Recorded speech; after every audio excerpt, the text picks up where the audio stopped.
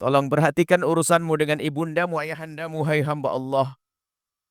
Ingat, tidak akan beruntung dan tidak akan beruntung, akan sengsara siapapun yang menjalani hidupnya dengan durhaka kepada orang tua. Biarpun katanya dia menemukan gunung emas, maka dia tidak akan sukses. Biarpun dia diambil anak dia menikah dengan anak raja. Sebab durhaka kepada orang tua adalah dosa-dosa yang amat besar. Maka takutlah, ayo kita merenung, nggak usah nengok orang lain. Urusanmu dengan orang tuamu seperti apa, hei hamba Allah? Urusanmu dengan orang tuamu, lihat baca orang tuamu berapa kali engkau mengangkat suara.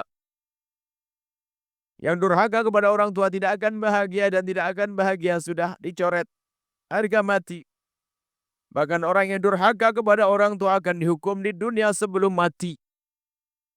Disebutkan dalam satu riwayat bahwasanya kullu dzambin yuakhirullahu uqubatahu. Setiap dosa itu Allah tunda hukumannya sampai hari kiamat, illa huquqal walidain, kecuali durhaka kepada orang tua. Fa innallaha yu'ajjiluhu fid dunya qabla al-mamat. Kalau orang durhaka kepada orang tua, hukumannya akan Allah berikan di dunia sebelum mati nanti. Mungkin ada orang berkata, aku dengan baik ibu saya nggak baik, tapi aku sukses bisnis saya. Oh tunggu, akan hancur. Nggak hancur-hancur. Tenang aja, akan dikirim istri yang kurang ajar. Enggak, istriku baik kok. Oh tenang aja, akan dikirim anak yang orang ajar. Oh enggak, anakku baik-baik. Tenang aja, tunggu, akan ada teman yang khianat, akan menyakitkanmu. Pokoknya yang pernah durhaka kepada orang tua akan dihukum di dunia sebelum di akhirat. Hati-hati. Maka koreksi dirimu. Sehingga para ulama kalau ada orang punya permasalahan angka ekonomi segala macam, rumah tangga berantakan, kemudian datang kepada seorang ulama, biasanya pertama kali yang ditanyakan, bagaimana urusanmu dengan orang tuamu, hai hamba Allah? Karena biarpun kita memberi 1000 nasihat, kalau dia tidak baik pada bapak ibunya tidak akan bisa baik. Bahkan kalau kita bisa memberikan pertolongan kayak apapun, selagi dengan bapak ibunya tidak baik, dia akan tetap sengsara dan dia akan tetap tersiksa. Kesengsaraan macam-macam. Macam-macam kesengsaraan di dunia, hai hamba Allah. Maka urusan dengan orang tua, kita berdamai dengan orang tua sendiri. Satu demi satu. Harus damai dengan orang tua kita. Serius hari ini. Begitu sebaliknya, kalau ada orang itu baik dengan bapak ibunya, biarpun itu orang kafir. Dengar nih. Biarpun orang kafir tidak beriman, tapi kalau dia baik dengan bapak ibunya, Allah akan beri kebaikan. Cuma bedanya, kalau orang kafir hanya diberi kebaikan di dunia, tidak mendapatkan kebaikan di akhirat. Sehingga suatu ketika dikisahkan ada seorang perempuan, ya tangannya tidak berfungsi. Bagian pergelangan sampai jemarinya tidak berfungsi. Mati. Tapi yang lain hebat, sehat. Setelah ditanya kenapa, ini dulu dipukul sama ibunya sampai sarafnya itu tidak tahu, mukanya mati. Sehingga tidak berfungsi. Tangannya kecil, nggak bisa berkembang. Tapi yang lain sehat, ini dorong masih kuat. Dan dia sukses di usia sangat muda. Dia tidak beriman kepada Allah. Dia sukses. Setelah ditanya dalam ceritanya adalah, saya disakiti oleh ibu saya mulai dari kecil, tapi saya tidak pernah marah dengan ibu saya. Sampai hari ini pun saya tetap mengabdi kepada ibu saya dan saya dorong kursi roda ibunya. Padahal tidak beriman. Biarpun tidak beriman, ternyata Allah akan balas. Cuma orang tidak beriman balasannya hanya di dunia. Tidak ada surga baginya. Artinya orang yang baik sama bapak ibunya ini akan diberi kebaikan di dunia sebelum di akhirat. Begitu sebaliknya. Orang yang tidak baik kepada bapak ibunya, oh akan sengsara di dunia. Hati-hati. Urusanmu dengan orang tuamu, hati-hati. Tolong perhatikan dirimu sendiri. Jadi berbakti pada orang tua itu bukan urusan Anda cinta atau tidak cinta. Mungkin ada seorang anak yang sangat benci dengan bapak ibunya. Tapi tidak ada alasan untuk tidak berbakti. Cuman berat kalau kita berbakti tidak dengan cinta. Contohnya, ibunya, bapak ibunya tidak memperhatikan dia, menelantarkan dia, zalim pada dia, bermacam-macam pokoknya. Oh, biarpun ibu seperti itu, bapak seperti itu, tidak ada alasan kita untuk berperang dengan bapak dan ibu. Tetap kita wajib mengabdi. Kita wajib berbakti biarpun bapak tidak baik dengan kita, biarpun ibu tidak baik dengan kita. Karena itu adalah ibumu dan ayahmu. Dan Allah sudah menentukan wa qadha rabbuka alla ta'budu illa iyyahu wa bil walidaini ihsana. merupakan ketentuan dari Allah. Hendaknya engkau menyembah kepada Allah. Kemudian yang kedua, berbuat baik kepada orang tua. Baik orang tua itu baik kepada kita atau tidak. Orang tua yang jahat kepada anak, bukan berarti anak harus membalas dengan kejahatan. Nggak ada alasan anak membalas kejahatan orang tua, nggak ada. Kalau mungkin orang tuanya sangat-sangat jahat, lari dan pergi. Menghindar. Sekarang hari ini anak berani caci maki, lihat tunggu saja. Kehancuran bagi dia. Maka kalau Anda punya calon menantu, kok Anda mendengar dia kurang ajar sama bapak ibunya, batalin. Karena apa? Dia bakal zalim pada anak Anda dan kepada Anda. Bapak ibunya yang ibunya yang melahirkan, bapaknya merawat dari kecil saja dikurang ajari kok. Dan menyeramkan. Sehingga para kekasih Allah, para sahabat dahulu, itu paling takut dengan orang yang diberitakan dia kurang ajar sama bapak ibunya. Kalau ada orang kurang ajar sama bapak ibunya akan memungkinkan akan diturunkan musibah oleh Allah untuk orang tersebut. Maka duduk dengan dia itu adalah petaka. Sehingga hati-hati Anda jangan sampai durhaka kepada orang tua. Durhaka itu halus. Durhaka halus, kadang nggak kelihatan durhaka, tapi sebenarnya durhaka dia. Ada durhaka halus. Saya buat contoh ini. Durhakanya halus, gayanya si bekti tapi halus. Wah, dia Masya Allah, ngerawat ibunya dan sebagainya. Wah, ngelayan ibunya waktu sakit. Tatanya diam-diam yang ada di hatinya adalah, semoga sertifikat tokonya pindah ke tangan saya. Sengsara tuh anak.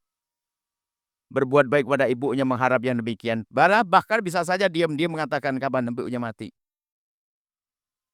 Kalau berbuat buat orang tua jangan pamrih anak.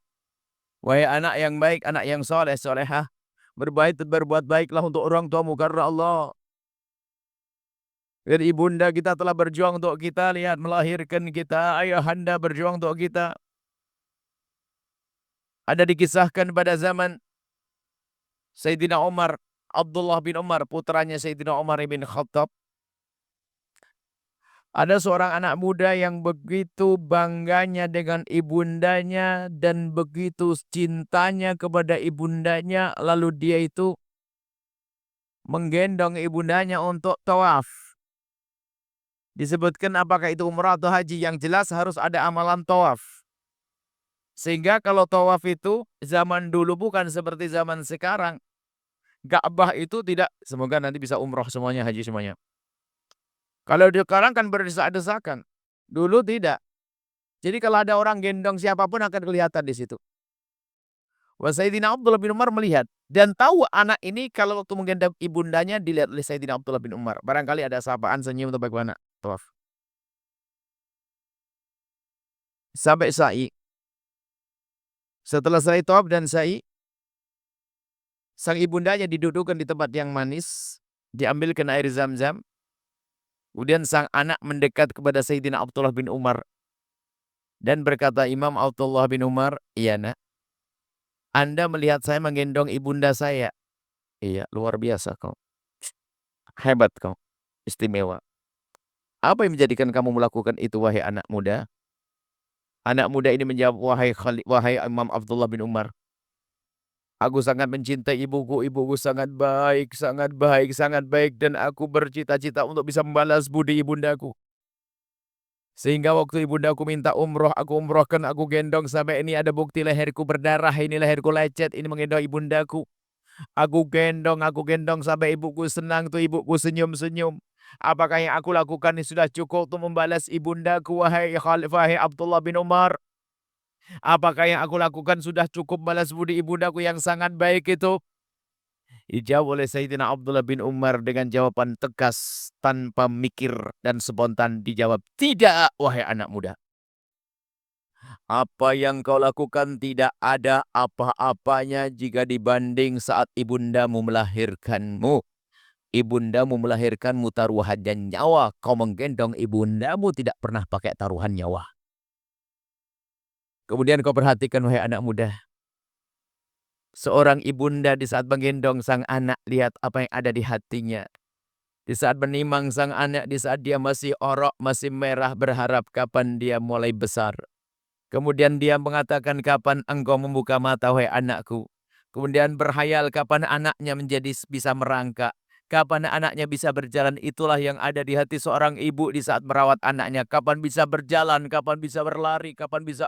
Itu adalah seorang ibu di saat merawat sang anak. Akan tapi ketahuilah wahai anak muda, alangkah banyaknya seorang anak yang di saat menggendong ibunya terlintas di hatinya kapan ibunya mati. Karena merasa capek mendidik ibu, merawat ibundanya. Ayo, nggak ada apa-apanya. Perjuangan ibunda untuk kita. Maka saya tidak mengatakan tidak ada apa-apanya nak, yang kau lakukan. Sangat kecil dibanding jasa ibundamu nak.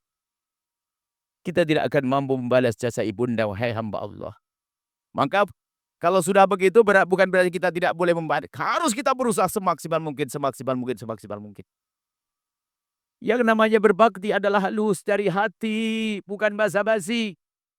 Pura-pura bakti nggak diterima oleh Allah. Kayak tadi itu yang hanya pengen sertifikat toko nggak diterima. Ada anak gadis jam-jam begini masih di kamar. Anak gadis di kamar. Baring-baring main handphone. Dengar ibunya nyuci piring. Tahu piringnya banyak karena banyak tamu tadi. Dia dengar suaranya. Cuman tidak segera keluar karena di ente masih tinggi piringnya. Di saat piringnya tinggal satu langsung keluar pura-pura. Mama, kenapa mama enggak kasih tahu teteh? Dasar kau ini. Dari tadi dengar dia pura-pura. Mama biasa nyuci. Hah, Allah tidak nerima basa-basi begitu. Karena Allah Maha tahu. Banyak anak begitu. Kalau memang anak ini punya bekti, dengar suara piring berbunyi di jam begini akan berlari.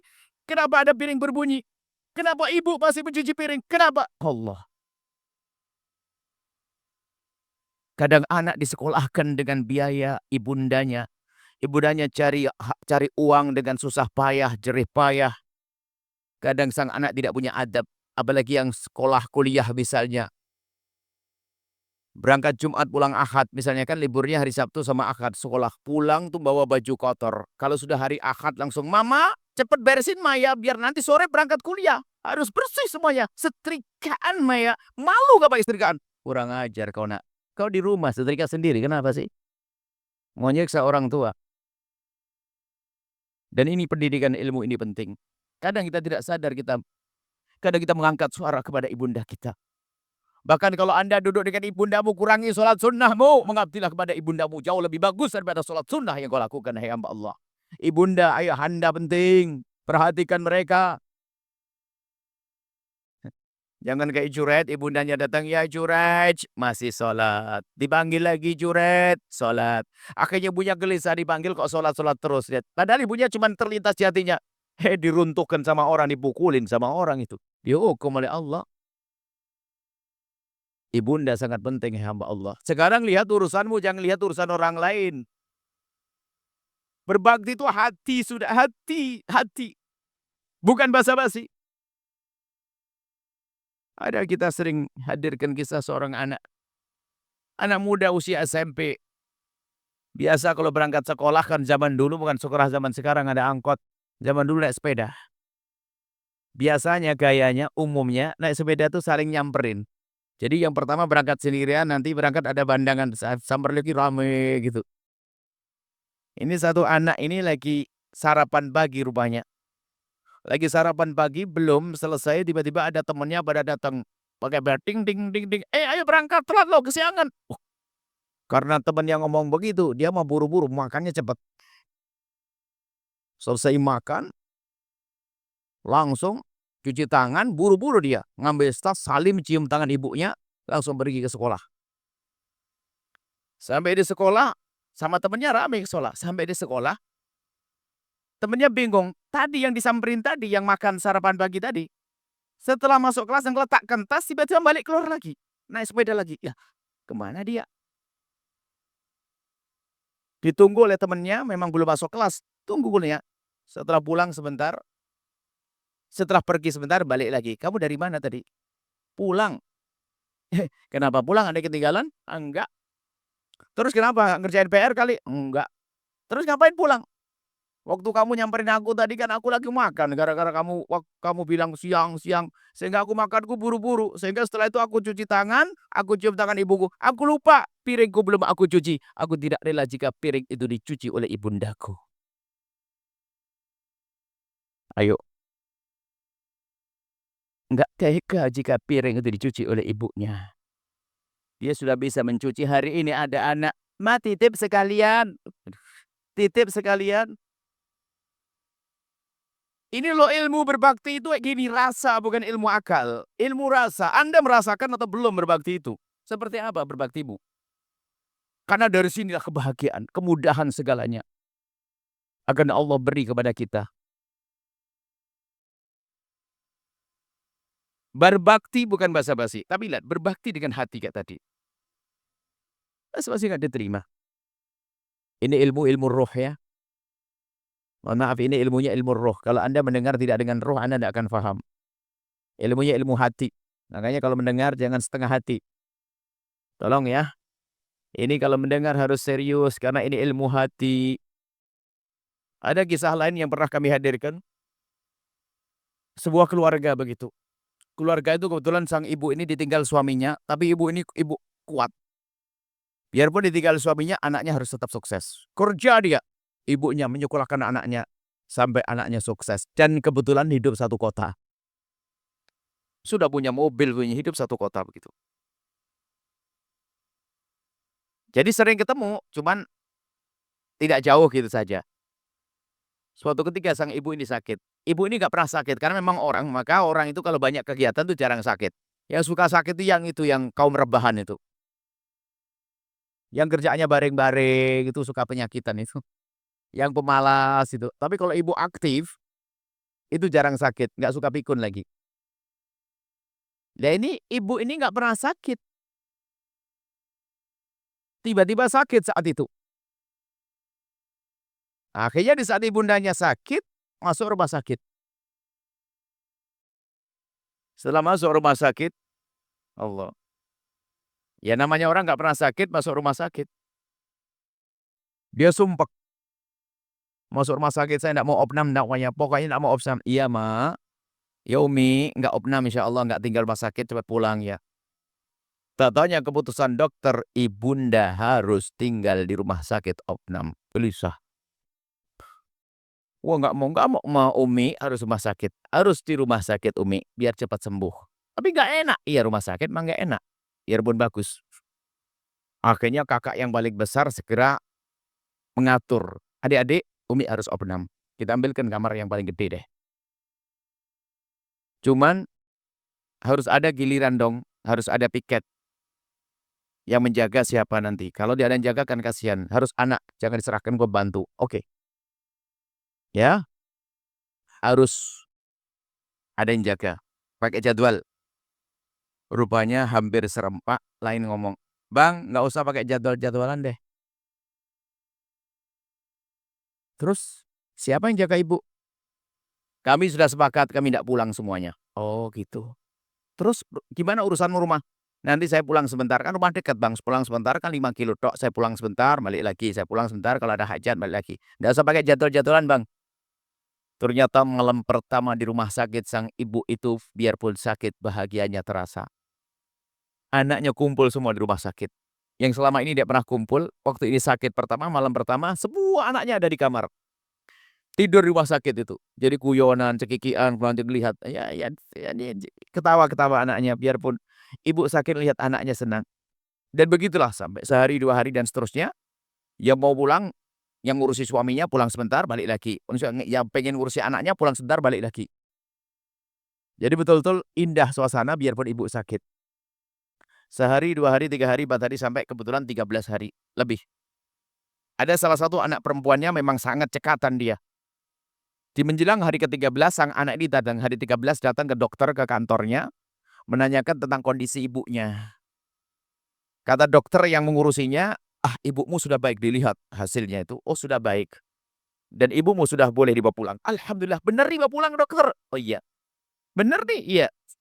Akhirnya waktu sang ibu ini, anak yang sudah jadi ibu, anak yang keberapa ini, ketiga atau keempat ini, diberi kabar gembira oleh sang dokter bahwa ibunya sudah bisa dibawa pulang, girang. Akhirnya di saat mau keluar, tiba-tiba sang dokter nyetop. Bu, sebentar. Di depan pintu, balik ibu, sebentar. Hari ini sebenarnya boleh pulang, cuman masih ada sisa obatnya. Supaya tidak mencabut infus dan sebagainya, atau ini biar saya masukkan, biar selesai. Besok saja pulangnya bagaimana? Jangan sekarang, kasih tahu. Sekarang sudah boleh pulang. Cuman biar tuntas. "Oh gitu, Dok?" "Iya." Betul, pula ke kamar sang ibunda, adik-adiknya, abangnya pada nunggu. "Gimana kabarnya?"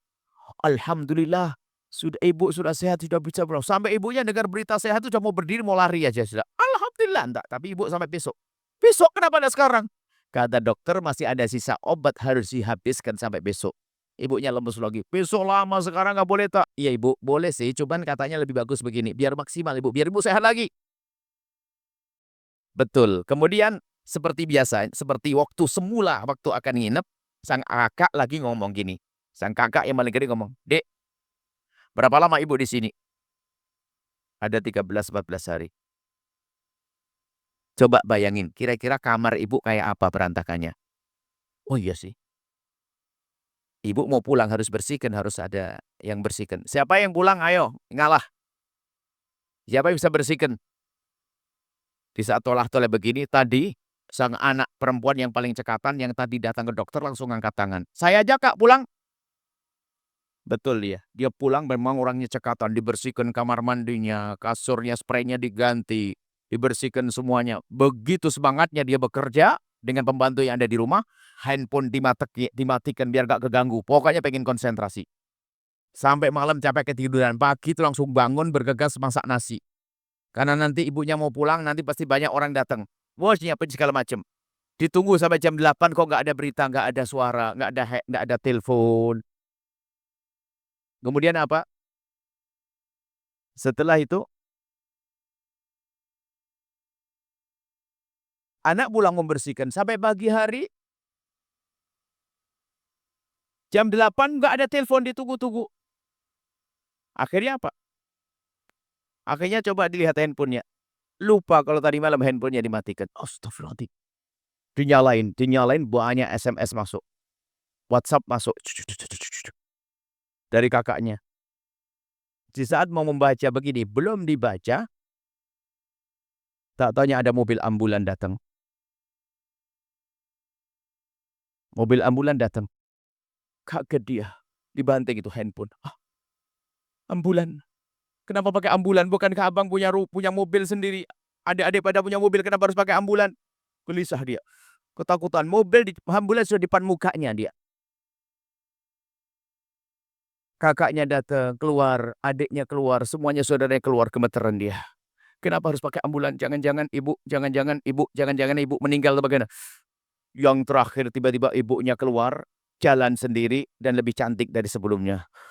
Ya Allah, kaget, "Kenapa abang harus pakai mobil ambulan? Kenapa abang harus begini, bikin kaget saja?" Kata yang lain, kata abang-abangnya apa, "Semula mau pakai mobil abang, cuman yang lain pada nggak mau. Sudah pakai ambulan yang paling gede aja biar kita kumpul bareng, dah pulang riung bersama-sama." Rupanya gitunya. Subhanallah. Jadi pakai ambulan itu enak bareng-bareng, ngumpul uang bareng. Nah, Allah Maha tahu tentang anak-anak ini. Allah Maha tahu tentang anak perempuan yang datang ke dokter. Allah Maha tahu di saat anak perempuan yang satu tadi pulang ke rumah duluan.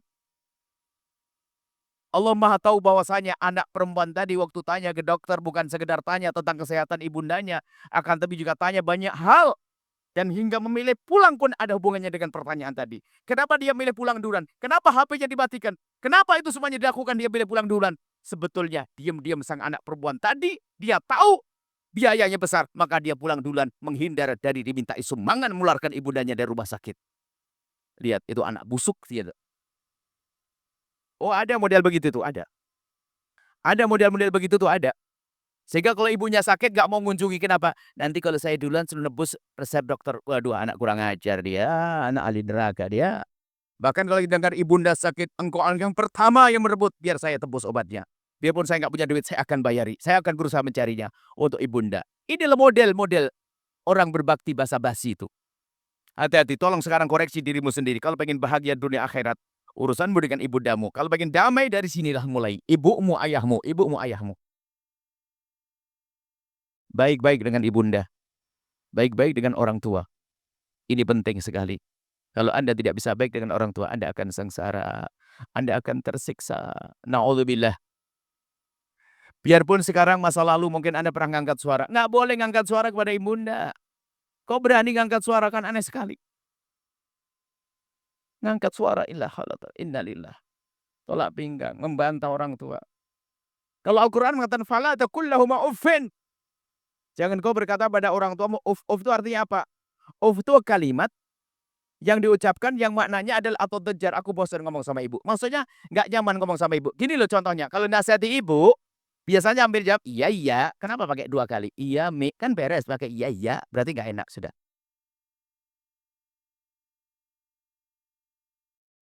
Iya iya. Kenapa ada pakai iya, Umi? Ah, iya iya. Hati-hati yang pernah begitu tobat, hei hamba Allah. Sebelum sengsara tiba nanti. Atau kalau dikasih sambil nyanyi. Oh, kurang ajar. Saya ibunya nasihati nyanyi dia. Wah, sengsara itu. Batal jadi menantu kalau itu. Ah, itu aja insyaallah ya. Inilah ilmu bakti yang sesungguhnya. Bukan hanya sekedar teori. Anda harus rasakan. Koreksi diri Anda sendiri. Anda koreksi diri Anda sendiri. Diri Anda sendiri.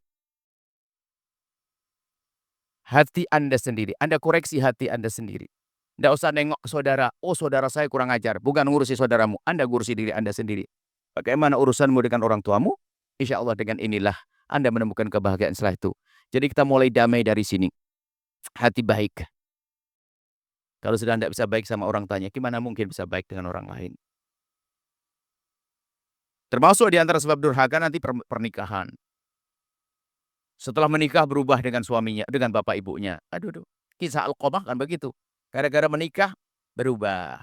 Makanya kami sampaikan kalau ingin rumah tanggamu berkah, hei para istri, ajari suamimu agar semakin hari semakin baik dengan bapak ibunya, bukan ibumu. Hei para suami, ajari istrimu agar semakin hari semakin baik dengan bapak ibunya, bukan ibumu. Kalau Anda faham makna rayuan, rayuan kan bukan bulan madu di atas awan, kan bukan. Rayuan dahsyat coba Anda mendengar. Anda seorang istri. Istri. Tiba-tiba diajak belanja sama suami. Anda mengambil gula 1 kilo, suami bilang tambah yang 1 kilo lagi yang. Anda ngambil minyak goreng 1 kilo, suami bilang yang 1 kilo lagi yang. Selalu tambah 1 kilo. Bang untuk apa sih bang? Sudahlah dek, saudara yang turunin deh. Belanjaan sampai banyak dibawa pulang ke rumah. Sang istri merapikan belanjaannya. Selebihnya dipikirin. Lalu tanya kepada suaminya, bang ini untuk apa? Dibungkus. Kok dibungkus? Sudahlah sayang, yuk kita bungkus bersama. Setelah dibungkus bersama, istri ditanya, bang mau diapain? Mau saya kirim dong. Kirim kemana bang? Ibu. Kan ibu abang sudah mati. Ibumu sayang, sambil dipegang hidungnya. Hayo, apa yang terjadi? Jatuh cinta yang sekian kalinya. Oh Allah, suamiku ingat ibuku. Aku saja belum mikirin ibuku. Begitu sebaliknya. Makanya termasuk iblis pakai kerudung itu adalah kalau ada suami berbuat baik sama bapak ibunya, kok marah-marah. Itu istri iblis pakai kerudung. Sama kalau ada suami, istrinya itu berbuat baik dengan bapak ibunya kok dilarang. Masya Allah, itu setan pakai ubiah putih. Di sini mah orang baik. Tolong menolong dalam kebaikan. Hei hamba Allah. Rumah tanggamu indah dengan itu semuanya. Harus bahagia. Wallahu a'lam bissawab.